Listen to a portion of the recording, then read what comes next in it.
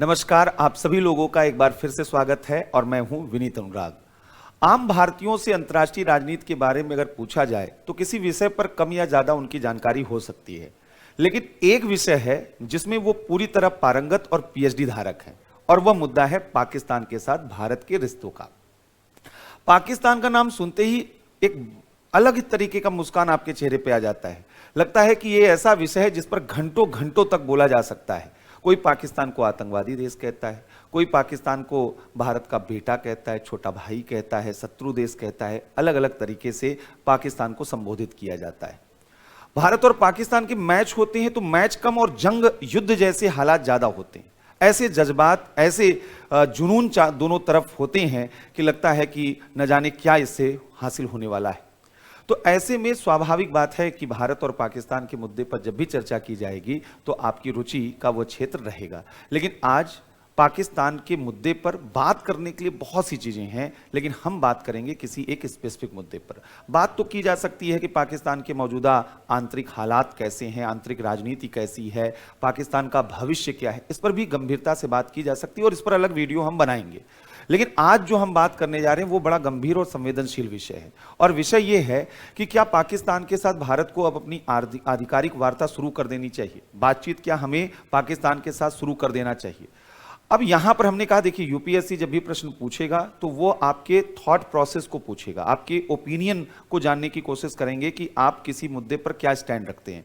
तो इसके लिए जरूरी है कि आपके पास अच्छे आर्गुमेंट हो, और आर्गुमेंट तब बनते हैं जब आपको एक बार उसका बैकग्राउंड मालूम हो। तो आइए पहले हम ये समझते हैं कि आखिर पाकिस्तान के साथ भारत वार्ता क्यों नहीं कर रहा है, कब से नहीं कर रहा है और उसका वजह क्या है। तो अगर संक्षेप में आपको हम बताएं तो 2016 में जब उरी आतंकी हमला हुआ तो भारत ने स्पष्ट रूप से कहा कि आतंक और वार्ता साथ साथ नहीं चल सकते हैं, और तब से भारत ने पाकिस्तान से न बातचीत करने का निर्णय लिया, और आज तक 2023 तक भारत जो है पाकिस्तान के मुद्दे पर इसी नीति का अनुसरण कर रहा है। तो सवाल है कि पहले भी भारत के ऊपर युद्ध हुए हैं, आतंकी हमले हुए हैं, लेकिन पहले की सरकारें तो लगातार पाकिस्तान से बातचीत करती रही हैं, आतंक के सायों के बीच में भी बातचीत होती रही है। अब ऐसा क्या हो गया कि भारत ने यह निर्णय ले लिया कि हमें पाकिस्तान से बातचीत करनी ही नहीं है। अब इसके लिए हमने कहा, पहले आपको समझना होगा कि पाकिस्तान की भारत को लेकर नीति क्या है, भारत को लेकर वह क्या सोचता है। आइए पहले एक एक करके इसको समझते हैं। तो पाकिस्तान की अगर भारत नीति की बात की जाए तो पहला मुद्दा यह है कि पाकिस्तान वह भारत की बराबरी का हमेशा से इच्छुक रहा है। जब से पाकिस्तान का गठन हुआ है वह चाहता है कि दक्षिण एशिया में भारत और पाकिस्तान को एक स्तर पर देखा जाए। अब चूंकि पाकिस्तान में इतनी क्षमता तो है नहीं कि वह भारत की बराबरी कर सके, न आर्थिक दृष्टि से, न सैन्य दृष्टि से, न मानव संसाधन की दृष्टि से, और न तकनीकी विकास की दृष्टि से कहीं भी पाकिस्तान की भारत के साथ तुलना हो सकती है। अब यह अलग बात है कि भारत की मीडिया और जनता अमूमन पाकिस्तान के साथ तुलना करती रहती है भारत की। हम भारत की तुलना पाकिस्तान से क्यों करते हैं, हम अधिक उसको महत्व क्यों दे रहे हैं, यह समझ से परे की बात है। लेकिन आपकी जानकारी के लिए बता दूं कि $350 बिलियन की अर्थव्यवस्था है, भारत की $3 ट्रिलियन की अर्थव्यवस्था है। वहां पर कैपिटा इनकम जो है बहुत कम है, वहां पर इकोनॉमी में कोई डेवलपमेंट इंडस्ट्री वहां पर नहीं है, टेक्नोलॉजी के क्षेत्र में पिछड़ा हुआ है, तो कोई तुलना नहीं बनती है। बहरहाल मुद्दा यह है कि पाकिस्तान भारत के साथ बराबरी का इच्छुक तो रहा है। अब जब वह खुद अपनी क्षमता के तहत वो एक काम नहीं कर सकता है, तब वो क्या करता है, वह बड़ी शक्तियों के पास जाता है, महाशक्तियों के पास जाता है और उनसे रिश्ते बनाता है, और उनके माध्यम से वह भारत को दबाव में लेने की कोशिश करता है। आप लोगों ने देखा होगा कि मान लीजिए आपकी किसी से दुश्मनी हो गई तो आपने मोहल्ले के जो गुंडे हैं, जो माफिया हैं, वहां से अगर आपने उनके साथ थोड़ी नजदीकी बढ़ा ली तो आपको लगता है कि अब आप खुद ही माफिया हो चुके हैं, अब आप खुद ही वहां के डॉन हो चुके हैं। पाकिस्तान की भी स्थिति कुछ ऐसी ही है। पाकिस्तान कभी अमेरिका के बहुत नजदीक रहा है तो पाकिस्तान कभी चीन के बहुत नजदीक रहा है, और इसके जरिए वह भारत पर एक मनोवैज्ञानिक बढ़त बनाने की कोशिश हमेशा से करता रहा है। दूसरा महत्वपूर्ण मुद्दा है कि पाकिस्तान असल में अपने गठन के दिन से ही भारत को अपने अस्तित्व के संकट के रूप में देखता है। उसे यह लगता है कि भारत कभी भी पाकिस्तान को खत्म कर देगा। अब ऐसे में वह पहले ही दिन से अपने यहां सेना को मजबूत बनाकर रखा हुआ है, और सेना वहां डीप स्टेट के रूप में दिखाई देती है। अब यहां डीप स्टेट का क्या मतलब है? असल में जो वास्तविक राज्य वहां की निर्वाचित सरकार है वह उतनी मजबूत नहीं है या वह निर्णय लेने में उतनी सक्षम नहीं है जितना वहां पर वह डीप स्टेट के रूप में सेना को देखा जाता है। यानी गैर निर्वाचित सरकार वहां पर ज्यादा ताकतवर है। अब इसका भी एक वजह है, उस वजह को भी थोड़ा सा समझिएगा। असल में कोई भी देश जो सदियों में बनता है, जिसका एक इतिहास होता है, एक विकास होता है, वो एक स्वाभाविक देश होता है। और स्वाभाविक देश को शासन करने में कोई दिक्कत नहीं आती। वहां जनता जो है अभ्यस्त होती है उसका शासन स्वीकार करने के लिए। भारत एक ऐसा ही देश था। भारत का अपना एक इतिहास रहा है और भारत ने उसी तरीके से अपने यहाँ लोकतंत्र को स्वीकार किया आजादी के बाद। और स्वाभाविकतः यहाँ नेता और जनता दोनों ने जो है लोकतंत्र की इस प्रक्रिया में एक साथ आगे बढ़ने शुरू किया। लेकिन पाकिस्तान एक कृत्रिम राज्य है, एक आर्टिफिशियल स्टेट है। उसका अपना कोई इतिहास नहीं है, वह जबरदस्ती बनाया गया एक देश है। और इसलिए वहां के हुक्मरान जो थे, वहां के नेता जो थे, उनके लिए सबसे बड़ा सवाल यह था कि कैसे अपनी जनता को नियंत्रित करे, कैसे अनुशासित करे, कैसे उन पर शासन करे। तो पाकिस्तान ने दो काम किया। एक तो वहां पर उन्होंने सेना को अधिक ताकतवर बनाया, जिससे सेना जो है अगर जनता विद्रोह करे, जनता सरकार के खिलाफ आवाज उठाए तो सेना उसको दबा दे। और दूसरी तरफ धार्मिक समूहों को मजबूत किया, उनको प्रेरित किया, जिससे कि वो आम भारतीयों, आम पाकिस्तानियों में वह इस्लामिक जो है भावना का प्रचार प्रसार कर सके, धर्म की भावना का प्रचार प्रसार कर सके और उनमें एक यूनिटी की भावना आए, उनमें यह भाव आए कि भारत के प्रति एक घृणा का भाव आए। और यही वजह है कि पाकिस्तान में सत्ता का एक केंद्र नहीं है, पाकिस्तान में सत्ता के 3 केंद्र हैं।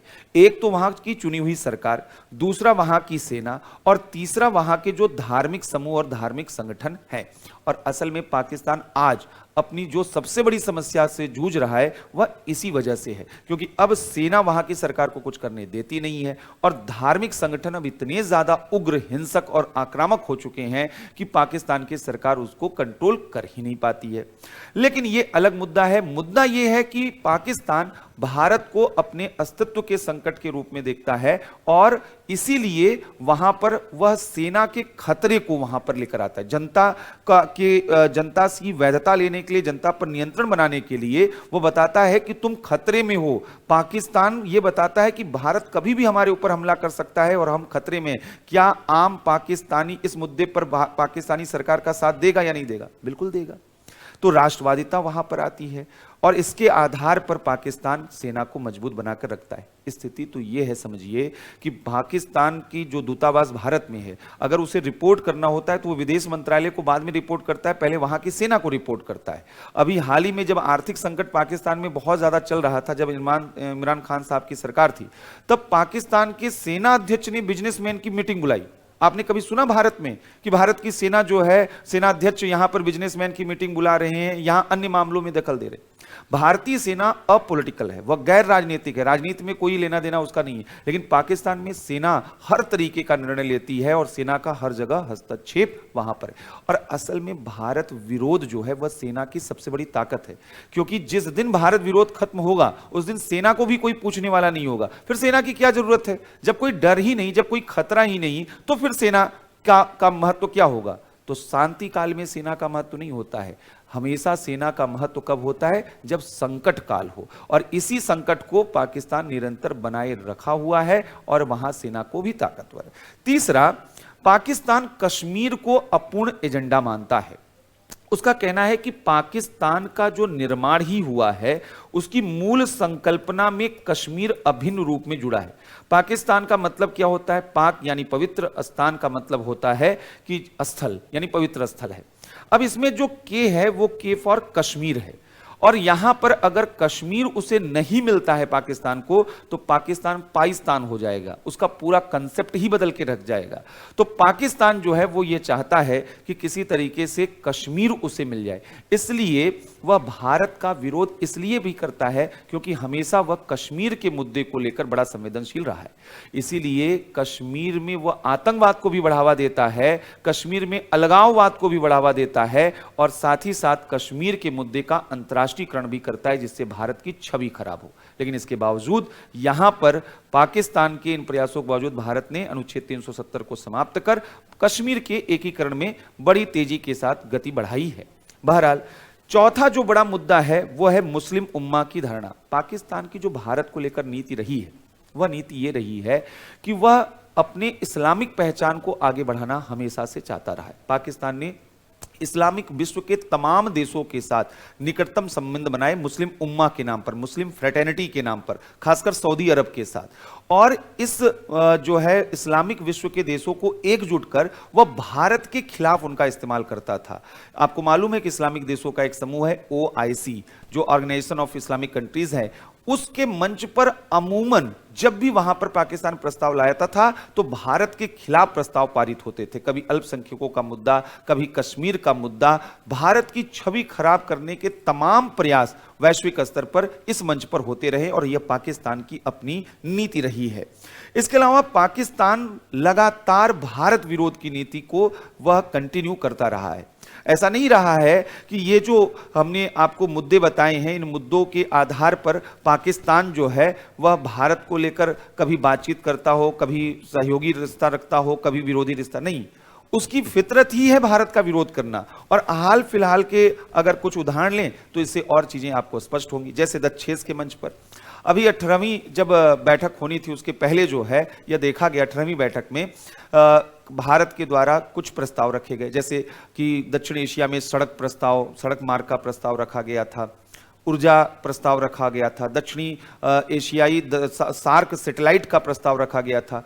अब पाकिस्तान ने इसको मना कर दिया, कहा कि नहीं, अगर जो है रोड कनेक्टिविटी होगी तो पाकिस्तान में भारत के लोग आ जाएंगे, आतंकवाद बढ़ाएंगे। अब ये तो पाकिस्तान का तर्क है। भारत ने कहा चलो ठीक है, सार्क सैटेलाइट तो ले लो, सार्क सैटेलाइट पूरे दक्षिण एशियाई देशों के लिए रहेगा। उसने कहा कि नहीं, इससे हमारी जासूसी आप करवाना शुरू करेंगे, हमारे राष्ट्रीय सुरक्षा के लिए खतरा है। अब ये पाकिस्तान को भारत से खतरा हो रहा है। चलिए ये भी एक बात मान लेते हैं। तो ये उसकी फितरत में रहा है, वह भारत विरोध की नीति करता रहा है। इन प्रस्तावों का विरोध कर दिया और इन प्रस्तावों के विरोध के कारण ये प्रस्ताव दक्षेस के मंच पर लागू नहीं हो पाए। फिर चीन के साथ उसने सिपेक परियोजना पर हस्ताक्षर किया। हमारे विवादित क्षेत्र में, भारत और पाकिस्तान के बीच एक विवादित क्षेत्र है POK का, पाक ऑक्युपाइड कश्मीर का।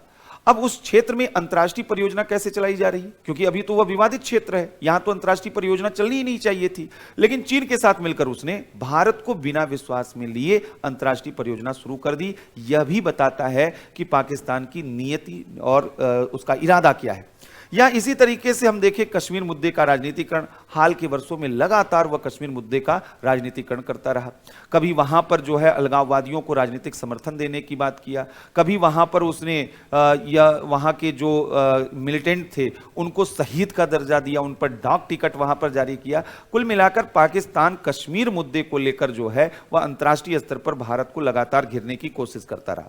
और जो सबसे बड़ा भारत के लिए समस्या रही वो रहा कि पाकिस्तान की तरफ से जो आतंकवाद प्रायोजित होता है। पिछले कुछ समय से पाकिस्तान ने जब लगातार आतंकी हमले पाकिस्तान की तरफ से भारत में होते रहे, तब भारत ने विवश होकर यह निर्णय लिया कि अब और नहीं। पहले बार गुरदासपुर में आतंकी हमला हुआ, फिर पठानकोट पर हमला हुआ। पठानकोट पर जब आतंकी हमला हुआ तब हमने पाकिस्तान से कहा कि भाई आप बताइए कि एक तरफ हम लोग बातचीत कर रहे हैं, रिश्ता बेहतर बनाने की कोशिश कर रहे हैं और इस तरीके से आतंकी हमले आपकी तरफ से होंगे और आप कोई कार्रवाई नहीं करेंगे तो कैसे यह भरोसा मजबूत होगा।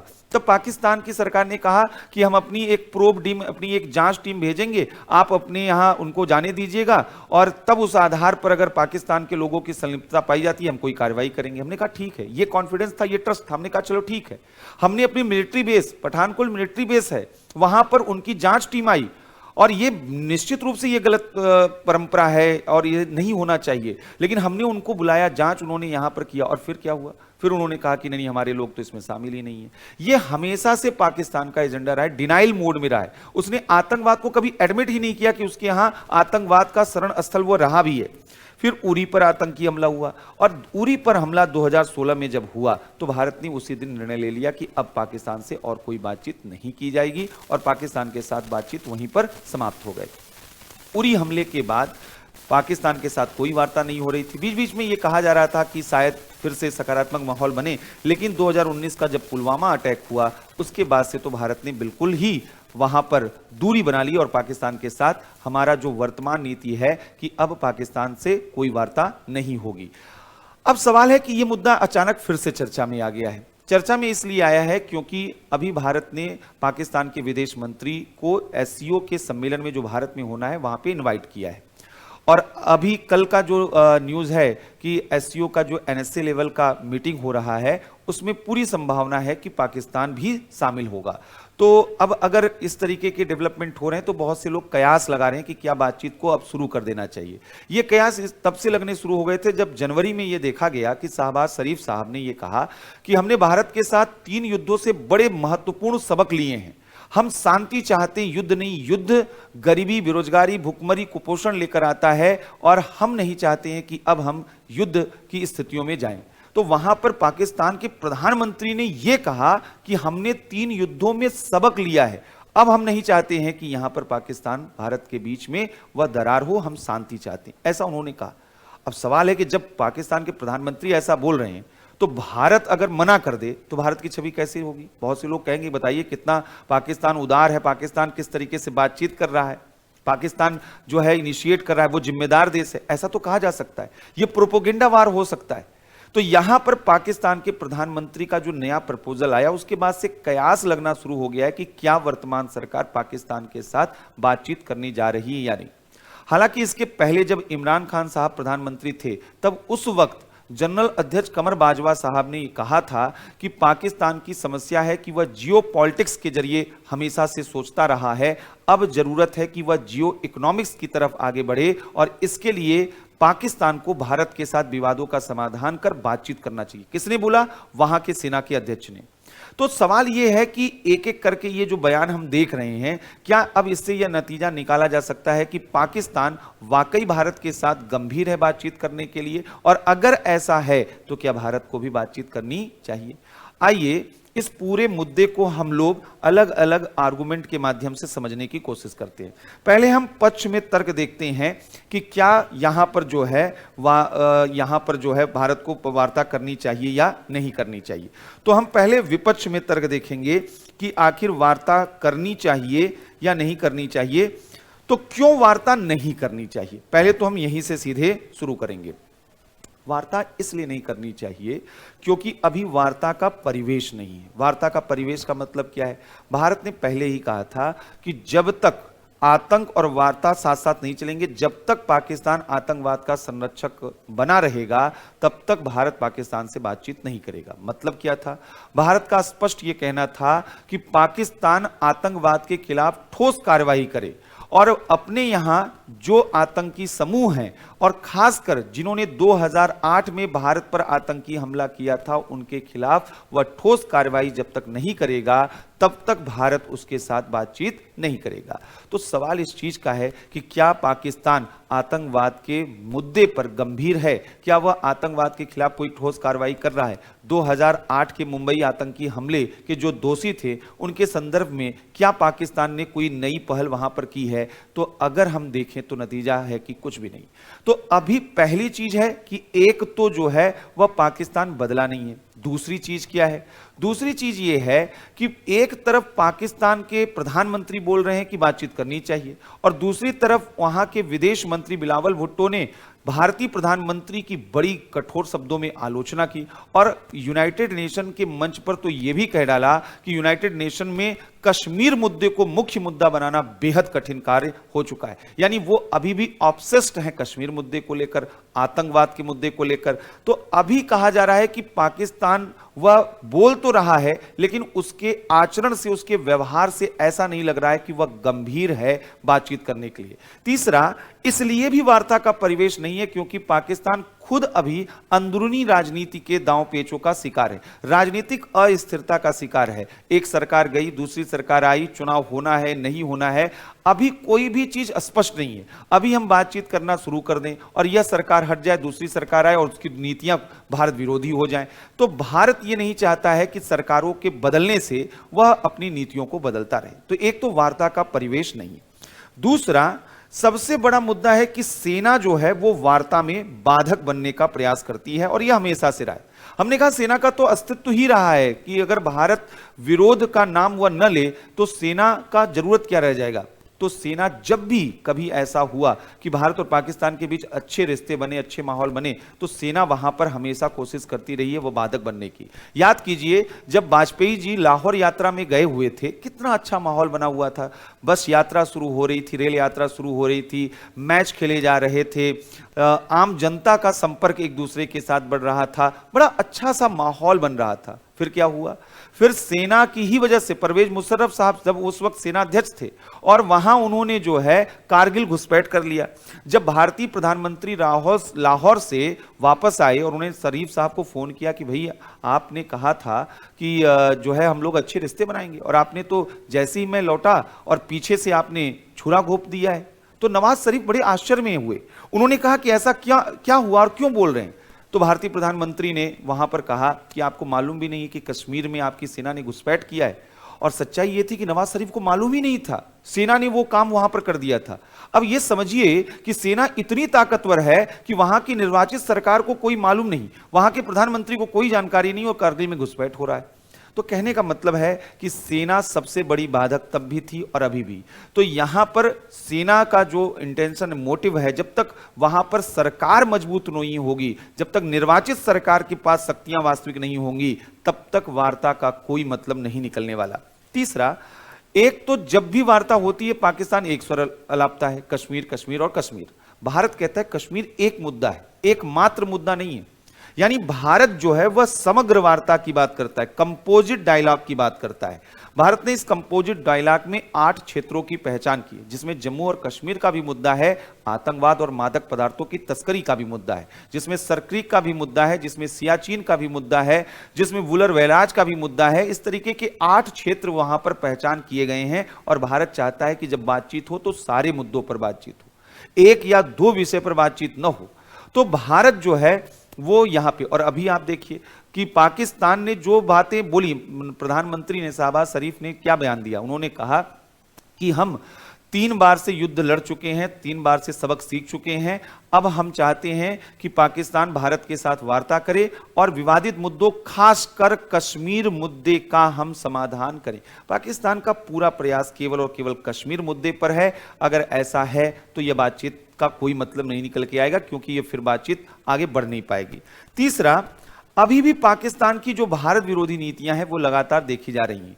अलग अलग मंचों पर पाकिस्तान भारत के खिलाफ वह ध्रुवीकरण कर रहा है। अनुच्छेद 370 के मुद्दे पर, सीए एनआरसी के मुद्दे पर लगातार पाकिस्तान के द्वारा प्रोपेगेंडा वॉर भारत के खिलाफ यहां पर चलाया जाता रहा है और भारत की छवि को धूमिल किया जाने का पूरा प्रयास किया जाता रहा है। तो ऐसे में अगर हम बातचीत करते हैं तो इस बातचीत का कोई अर्थ नहीं निकलता है, क्योंकि पाकिस्तान की जो ओरिजिनल पॉलिसी है, जो नेचुरल पॉलिसी जो वह भारत को लेकर सोचता है, न वह तब बदला था न अब बदला है। और आगे जब तक ऐसी सरकारें रहेंगी और सेना का कॉम्बिनेशन रहेगा तो पाकिस्तान बदलने वाला नहीं है, ये यहां पर कुछ बोला जा रहा है। और अंतिम में तर्क यह दिया जा रहा है कि वार्ता न करने की नीति तो और अधिक यथार्थवादी है, क्योंकि इसकी वजह से भारत को बहुत से फायदे हुए हैं। आज पाकिस्तान दबाव में है, पाकिस्तान को भारत ने अलग थलग कर दिया क्षेत्रीय स्तर पर और वैश्विक स्तर पर। आखिर जिस अमेरिका के सह पर पाकिस्तान वह अपने को बढ़ा चढ़ाकर प्रदर्शित करता था, उसी अमेरिका ने 2017 में पाकिस्तान को आतंकवाद के शरण स्थल के रूप में घोषित कर दिया। आज पाकिस्तान जिस चीन के दम पर आगे बढ़ने की कोशिश कर रहा था, उस चीन के रण दुष्चक्र में बुरी तरह उलझ चुका है और पाकिस्तान को यह नहीं समझ में आ रहा है कि उसका भविष्य कहां पर है। स्थिति यह है कि इमरान खान जैसे विपक्ष के नेता सेना की खुलकर आलोचना कर रहे हैं और भारत के प्रधानमंत्री की खुलकर तारीफ कर रहे हैं। वो कह रहे हैं भारत का गवर्नेंस मॉडल देखो। इमरान खान वहां से बोल रहे हैं कि भारत का गवर्नेंस मॉडल देखो, कितना बेहतरीन गवर्नेंस मॉडल है और प्रधानमंत्री कितना बेहतर काम कर रहे हैं। ये बड़ा आश्चर्यजनक है और उनको इतनी लोकप्रियता और इतना समर्थन वहां पर मिल रहा है, यह भी अपने आप में आश्चर्य। यानी पाकिस्तान की अंदरूनी जो राजनीति है वो बदल रही है। और ये क्यों बदल रही है? ये कहीं ना कहीं भारत के दबाव की वजह से है। पाकिस्तान अब यह समझ रहा है कि भारत के साथ अगर बातचीत नहीं की गई, संबंधों को सामान्य नहीं किया गया, तो आर्थिक संकट को दूर नहीं किया जा सकता है, क्षेत्रीय एकीकरण नहीं हो पाएगा और पाकिस्तान इस क्षेत्र में लगातार पिछड़ता जाएगा और उसकी हालात ठीक वैसे हो जाएंगे जैसा अभी श्रीलंका का पिछले कुछ दिनों में था। तो यानी पाकिस्तान के ऊपर हमारी वर्तमान जो नीति है वार्ता न करने की, अलग थलग करने की, उसका असर दिख रहा है। तो अगर अचानक हम अभी बातचीत करना शुरू कर दें तो यह भारत की कमजोरी के रूप में देखा जाएगा। यह माना जाएगा कि भारत फिर से पुराने ढर्रे पे आ चुका है, उसके ऊपर कोई असर नहीं पड़ता है कि पाकिस्तान आतंकवाद को प्रायोजित करे या ना करे। तो भारत के पास यह मौका है कि इस मौके पर वह पाकिस्तान को और अधिक दबाव में लेकर आए, जिससे पाकिस्तान वह आतंकवादियों के खिलाफ वहां पर कार्रवाई करे। अब ये तो तर्क थे कि बातचीत क्यों नहीं करनी चाहिए और इसके समर्थक क्या मानते हैं। लेकिन बहुत से लोगों का मानना है कि अब धीरे धीरे भारत को बातचीत करने की प्रक्रिया शुरू कर देनी चाहिए। यहां तर्क यह दिया जा रहा है कि अगर हम लंबा इसको खींचते हैं कि पाकिस्तान से बातचीत नहीं करेंगे तो कितना लंबा खींचेंगे? क्या यह कोई नीति है? बातचीत न करना कोई नीति हो सकती है? तो हमारा पड़ोसी देश है, कहते हैं ना अंतर्राष्ट्रीय राजनीति में कि हम मित्र बदल सकते हैं, पड़ोस नहीं बदल सकते हैं। तो वह हमारा पड़ोसी है, वहां कुछ भी होगा उसका सीधा असर हमारे ऊपर पड़ेगा, तो हमें तो बातचीत उससे करनी चाहिए। तो क्यों करनी चाहिए? तो यहां पर बोला जा रहा है, पहला, प्रतिशोध की नीति कोई नीति नहीं होती है। शशि थरूर साहब का कहना था कि भारत को अपनी नीति पर विचार करना चाहिए कि हमारे पास दो ही विकल्प हैं। एक विकल्प है कि हम पाकिस्तान से बातचीत न करें और शत्रुतापूर्ण संबंध बनाएं, और दूसरा पाकिस्तान के साथ बातचीत करें और सहयोगपूर्ण संबंध बनाएं। इन दोनों के अपने लाभ और लागत हैं। अगर हम बातचीत नहीं करते हैं तो पाकिस्तान भारत विरोधी होता जाएगा, भारत विरोधी खेमे का मेंबर बनता जाएगा। और अगर हम बातचीत करते हैं तो हो सकता है कि बातचीत करने के दौरान आतंकी हमले भी भारत में हो, और ऐसे में हमारी जनता, हमारा जनमत वह हमारी ही सरकार के खिलाफ हो जाए। तो लाभ और लागत हैं, लेकिन उनका यह मानना है कि पाकिस्तान के साथ क्रमिक रूप में धीरे धीरे बातचीत करना चाहिए, क्योंकि यह अस्थायी नीति नहीं है। प्रतिशोध करने के लिए अगर आप नीति बनाएंगे तो यह गलत होगा। दूसरा, अगर बातचीत की जाती है तो सबसे बड़ा फायदा किसको होगा? और यही हमारी पुरानी नीति भी रही है। असल में पाकिस्तान में तब भारत के साथ रिश्ते अच्छे होंगे जब वहां लोकतांत्रिक जो सरकार है, जो लोकतांत्रिक शक्तियां हैं, उदारवादी धर्मनिरपेक्ष शक्तियां हैं, जब वो मजबूत होंगी। अब वहां पर सेना और कट्टरवादी जो धड़े हैं वो भारत विरोध का नाम पर वह वहां के लोगों को उन्मादी बना रहे हैं, वहां के लोगों को भी कट्टर बना रहे हैं, आम जनता को। और बातचीत जब नहीं होती है तब उनके लिए यह करना और आसान हो जाता है, ये नैरेटिव सेट करना कि भारत सबसे बड़ा दुश्मन है और तुम लोगों के लिए सबसे बड़ा खतरा है। आम पाकिस्तानी भारत के लिए घृणा का भाव अपने अंदर रखना शुरू कर देता है। ऐसे में अगर हम यहां पर बातचीत शुरू करेंगे तो सेना और कट्टरवादी जो धड़े हैं ना वो कमजोर पड़ेंगे, और जो लोकतांत्रिक और उदारवादी शक्तियां हैं उनको थोड़ा सा बढ़ावा मिलेगा, वो लाइमलाइट में आएंगी, उनका महत्व पाकिस्तान में बढ़ेगा। इसलिए भारत को बातचीत करनी चाहिए, पाकिस्तान से हेजिटेट नहीं करना चाहिए। तीसरा, अगर बातचीत होगी तो जनता के बीच में संपर्क भी बढ़ेगा। अभी पिछले कुछ सालों पहले तक ये देखा जाता था पाकिस्तान के कलाकार, पाकिस्तान के खिलाड़ी, पाकिस्तान के पत्रकार, साहित्यकार भारत आते थे और भारत के लोग पाकिस्तान जाते थे। लेकिन अब उस पर रोक लग सकी है। और रोक क्यों लग गई है? कि दोनों तरफ की जनता एक दूसरे की विरोधी हो गई है, जनमत एक दूसरे की विरोधी हो चुकी है। भारत के लोग पाकिस्तान को देखना नहीं चाहते, पाकिस्तान के लोग भारत को देखना नहीं चाहते हैं। तो ये एक बड़ी समस्या है। अगर इस समस्या का समाधान चाहिए तो हमें बातचीत शुरू करनी चाहिए, जिससे क्या है, जनता के अंदर जो घृणा का भाव पनप रहा है वह धीरे धीरे कम हो, आपस में एक दूसरे के संपर्क में आए, एक दूसरे की अच्छी बातों को सीखें, समझे, लेन देन करें, तो यहां पर रिश्ते बेहतर। अगर जनता के बीच में संबंध बेहतर हुए तो सरकार तो जनता ही चुनकर भेजती है, तो सरकारें भी रिश्ते बेहतर करने के लिए बाध्य होंगे। ऐसा भी तर्क यहां पर दिया जा रहा है। तीसरा, यह बोला जा रहा है कि अगर वार्ता हम नहीं करेंगे तो इसके दुष्परिणाम बहुत से हमें देखने को मिलेंगे।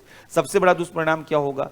कि अब पाकिस्तान के पास कोई विकल्प नहीं रहेगा, भारत बातचीत कर नहीं रहा, अमेरिका से जो है दूरी बनी हुई है, तो विवश होकर वह चीन के पास जाएगा। और अगर चीन के पास पाकिस्तान गया तो यकीन मानिए कि पाकिस्तान का इस्तेमाल करके चाइना जो है वह भारत को घेरने की एक बड़ी नीति अपना सकता है। आपको मालूम है कि चाइना अभी फिलहाल क्या कर रहा है? अगर चाइना की हम बात करें तो चाइना यहां पर लगातार भारत को घेरने की पॉलिसी अपना रहा है। पाकिस्तान के माध्यम से चाइना वह भारत के पश्चिम में अवस्थित हो जाएगा और यह उसके लिए खतरा बन जाएगा। ऑलरेडी इसने जो है यहां पर स्ट्रिंग ऑफ पर्ल्स पॉलिसी के माध्यम से भारत के लिए वो खतरा बना हुआ है। और नेपाल के जरिए वह ट्रांस हिमालयन कनेक्टिविटी नेटवर्क परियोजना बना रहा है, जो म्यांमार तक वह लेकर जाएगा। तो इस तरीके से चारों तरफ से भारत को घेरने की रणनीति इस वक्त चाइना बना रहा है। और अगर हमने पाकिस्तान को चीन के पक्ष में जाने दिया तो हमारे लिए सामरिक खतरा बनेगा। यह चीन द्वारा पाकिस्तान का प्रयोग हुआ। मुद्दा यह नहीं कि पाकिस्तान के साथ हमारे रिश्ते खराब रहे, हम पाकिस्तान को सबक सिखा रहे हैं। पाकिस्तान को सबक सिखाने के चक्कर में चाइना वहां पर पाकिस्तान का इस्तेमाल करना शुरू कर देगा और तब हमारे लिए खतरा ज्यादा बड़ा होगा। तो भारत को थोड़ा सा अपना अप्रोच, अपना पर्सपेक्टिव ब्रॉडर करना होगा। रीजनल से वह मतलब सब साउथ एशियन रीजन से हटाकर इंडो पैसिफिक की जो पावर पॉलिटिक्स चल रही है, जिसमें इंडिया वर्सेस चाइना वह डायरेक्टली दिख रहा है, भारत को उसके बारे में सोचने की जरूरत है और उसके हिसाब से भारत को थोड़ा सा वहां पर अपनी रणनीति बदलनी चाहिए। दूसरा कि पाकिस्तान को अगर हम बातचीत नहीं करेंगे तो मौका मिलेगा, वह सबको बताएगा कि देखिए हम तो बातचीत करना चाहते हैं, हम तो रिस्पॉन्सिबल कंट्री हैं, लेकिन पाकिस्तान भारत जो है वो बातचीत ही नहीं करना चाहता है। तो भारत की छवि को भी वह धूमिल करने का प्रयास कर सकता है। अंतिम चीज यह है कि अगर हम बातचीत यहां पर करते हैं तो क्षेत्रीय एकीकरण की जो संभावना है वो क्या होगी, मजबूत होगी। यानी अगर बातचीत नहीं करते हैं तो क्षेत्रीय एकीकरण पे क्या होगा, प्रश्न चिन्ह लगेगा। तो हमें बातचीत क्यों करनी चाहिए, क्योंकि इससे दक्षेस पुनर्जीवित होगा, दक्षेस मजबूत होगा, प्रभावी होगा और इसलिए बातचीत करनी चाहिए। अब पक्ष में भी तर्क हैं, विपक्ष में भी तर्क हैं। अब फिर से कंफ्यूजन कि क्या होना चाहिए। देखिए, भारत 2016 से पाकिस्तान को लेकर एक नीति लेकर चल रहा है। वह नीति बड़ी रियलिस्टिक है, यथार्थवादी, उसका असर भी दिख रहा है। पाकिस्तान अलग थलग हुआ है, पाकिस्तान पर दबाव बढ़ा है और पाकिस्तान के स्वर भी बदले हैं। यानी आने वाले समय में उसके स्वर और बदल सकते हैं। हो सकता है कि हम अपनी शर्तों पर उसके साथ वार्ता करने के लिए परिस्थितियां निर्मित कर दें। तो हमें पाकिस्तान के साथ आज नहीं कल बातचीत तो करनी, इसमें कहीं कोई डाउट नहीं। पहली चीज तो यह ध्यान रखिएगा, पाकिस्तान को लेकर शाश्वत शत्रुता का भाव आम भारतीयों में नहीं होना चाहिए कि वो हमेशा हमारा दुश्मन रहेगा। वो हमारा पड़ोसी है। आज वहां की सरकार, वहां की सेना वह इस तरीके की है कि भारत विरोध का माहौल वहां पर बनाकर रखी है। लेकिन हम भविष्य में मान के चलते हैं कि जब पाकिस्तान में लोकतंत्र आएगा और लोकतांत्रिक शक्तियां मजबूत होंगी तो भारत और पाकिस्तान का इतिहास साझा है, परंपरा साझी है। तो हम एक मुल्क के रूप में, एक क्षेत्र के रूप में हम लोग आगे बढ़ेंगे और बेहतर करेंगे। इसलिए बातचीत तो की जाएगी, लेकिन सवाल है टाइमिंग की। क्या अभी बातचीत करने का सही समय है? तो मुद्दा यह है कि भारत जो है वह बातचीत कर सकता है, लेकिन यह क्रमवार कर सकता है। अभी जो अंतर्राष्ट्रीय जहां पर संगठन, क्षेत्रीय संगठन है, भारत को वहां के स्तर पर तो बातचीत शुरू कर देनी चाहिए और भारत ने पहल कर दिया है। अगर एससीओ की बैठक में वहां के विदेश मंत्री को बुलाया है तो एक तरीका है कि एक जो है यहां पर, हाँ अभी हम ऑफिशियल लेवल पर, हम अभी जो है सरकार के स्तर पर जो वार्ता होनी चाहिए, हम अभी वहां पर उससे बच सकते हैं।